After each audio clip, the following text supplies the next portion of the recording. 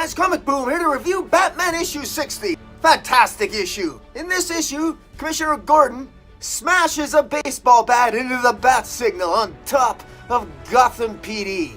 That's right, an expensive bat. A real expensive collector's edition bat. Now one of his fellow policemen told him is really valuable, treat it very nice. And what does Commissioner Gordon do? He smashes it into the bat signal, destroying city property. Which I'm sure isn't a crime in Gotham, because it happens all the time, right? Rather than just shut the bat signal off and push it into the storage cabinet on the roof, no, let's smash it. Why? Because he's upset with what Batman's doing. Good one, Commissioner Gordon. Look, Tom King, I know you're trying to write an angry Batman, and you've spent 60 issues trying to convince us that Batman is really, really angry. We get it. But why is Commissioner Gordon freaking out? I mean, this can't possibly be a surprise to Commissioner Gordon. I mean, Batman beats up bad guys all the time. It's not gonna be...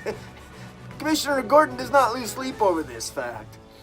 But that's what we have to believe to once again make this story work.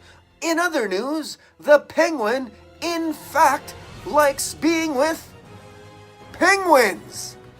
Now, I don't actually believe that, but you know, in the last issue, you know, that in the beginning of this story arc, we know that Bane, or Bane's minions, we believe, killed Penny, who we were told was the Penguin's wife, Penguin's lover, whatever. It's sort of disturbing suggestion here by the Penguin himself, by Cobblepot himself, that he sort of describes his Penny almost, you know, that she's got a beak and he loves her, misses her black feathers and her beautiful beak. It's almost as if he's talking about a real penguin. Now, that can't actually be the case. I mean, it's bad enough they got Penguin locked up in here by Alfred, blindfolded for some odd reason, but his hands are untied, feeding him sardines like he's an actual penguin in a cage. I mean, this is weird. You know, in the pages of Heroes in Crisis, in the second issue of Heroes in Crisis, when Harley Quinn goes to talk to Penguin because she needs a place to hide out, and she goes and she's looking for the Penguin, and Tom King wrote a scene where Harley Quinn is literally surrounded by little penguins to sort of reinforce the fact that she's going to see the villain, the Penguin. And I guess Tom King, the writer here, he really does think that the Penguin, his conception of the Penguin is like Tim Burton's Penguin. Remember Michael Keaton's Batman, classic Batman, Tim Burton's Batman with Michael Keaton, and Danny DeVito is the Penguin. He almost sees Cobblepot like that, and having a very, very odd, unhealthy fixation with actual penguins. Yeah, it's just it's a little bit disturbing here, but I refuse to believe that Cobblepot, in fact, has intimate, obsessive relations with actual penguins. I can't believe that, but maybe because, I don't know, if I just don't want to go there. I think that's disturbing. The other thing he does is that, remember last issue when I complained I didn't like the Shakespearean poem that he was used? We get more Shakespeare, we get the same poem, and it's so funny because when I reviewed issue 59, I was talking about that poem and I read it out, and I haven't got a clue what it said, but I googled it and it said that it's a poem that's often has different interpretations and it's often confusing, and scholars debate and disagree about what the poem actually means. Well, what's funny is Alfred and Cobblepot actually have that same conversation in the pages of the comic book, where Cobblepot's basically saying that, yeah, the poem has been confused, and some people find it confusing, and it's about lovers, and it's about love lost, and it's about love whatever redeemed, or something to that effect. It's really unimportant because it's kind of irrelevant. And then lo and behold, at the end, you know, while Batman's freaking out, he's trying to get to the bottom of it. Because remember last issue when Bane had that grin on his face, and we know that, you know, Bane is fooling Batman. Batman doesn't know who to believe anymore. Should he believe Cobblepot or should he believe Bane? You know, because, you know, Cobblepot told him, look, Bane's behind everything. Bane controls Arkham Asylum. In fact, Bane controls Gotham now. And he did it. And he did it all under your nose, Batman. I mean, you're being used. Well, this Batman doesn't like that. So he's going and he's beating up all the bad guys. And He's even beating up Kite Man again. Hell yeah. I mean, Kite Man. How many... It's almost a joke how much Tom King doesn't like Kite Man. I mean, it's bad enough that Batman's irresponsibility during the War of Jokes and Riddles led to the Kite Man's son being killed.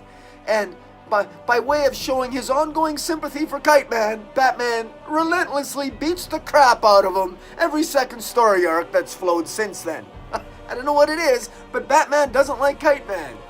And every time Kite Man appears, we get a hell yeah from Kite Man. Why Batman would think that Kite Man would know anything about Bane, I don't know, but he relentlessly kicks his ass anyway, because I guess he's Kite Man. I don't know. And he's beating up all these villains, and he's saying, where's Bane? Bane, tell me. All the people that have been recently released from Arkham Asylum, Batman's questioning. Because Bane's in there, and if Bane's in control of Arkham, surely if you've been in Arkham and you were just released, you must know that Bane controls Arkham. But he's getting nothing. So whatever Bane is doing, he seems to be very, very successful at making sure that when these people leave Arkham, they're not actually aware that they're not telling Batman anything. And it's driving Batman bonkers, and he's Batman very angry. And it's really annoying to Commissioner Gordon, because apparently there's this huge onslaught of low-life punks that have been released from Arkham Asylum that are, I don't know, getting arrested, and Commissioner Gordon's really, really upset. And of course, Batman hit him last issue, right? And he's still spreading that gay 1970s porn stash, you know what I mean? Geez, Gordon just doesn't look good. I liked when Jim Gordon looked older. Remember when I liked the good old days in the 70s where Commissioner Gordon was the gray-haired guy, was the older one, who wasn't the same age as Batman, but he was older and wiser and more akin to an Alfred type figure, as opposed to this sort of like porn stash looking, young, trying to make him look suave commissioner. Nonsense. They should make him older again. But I digress. Batman's angry. But he's, Penguin here is being kept safe by Batman in the Batcave. Alfred's feeding him sardines, or some fish, or some damn thing. And lo and behold, who shows up at the end? Finally, this isn't really a big reveal. We finally get the one character showing up that was in the basement of Arkham Asylum, Batman, the last panel of Batman issue 50. It showed all the characters that Bane was in control of in the basement of Arkham Asylum. We've got the Flashpoint Batman showing up in the final pages here, and that's the big reveal on the final page. What's going to happen? What's going to happen when he confronts his son? It's interesting. I don't know. Are we in the midst of a misdirection here? Is Flashpoint Batman maybe the guy behind everything? Is Bane in control of Flashpoint Batman? Maybe, I don't know. Why would the Flashpoint Batman let himself be controlled by Bane? Is he in fact being controlled by Bane? Why is he even involved? Why would is Flashpoint Batman a willing accomplice with Bane? Is Bane being this successful because of what he's being told by Flashpoint Batman? I don't know. What motive would Flashpoint Batman have to help Bane or to work with Bane?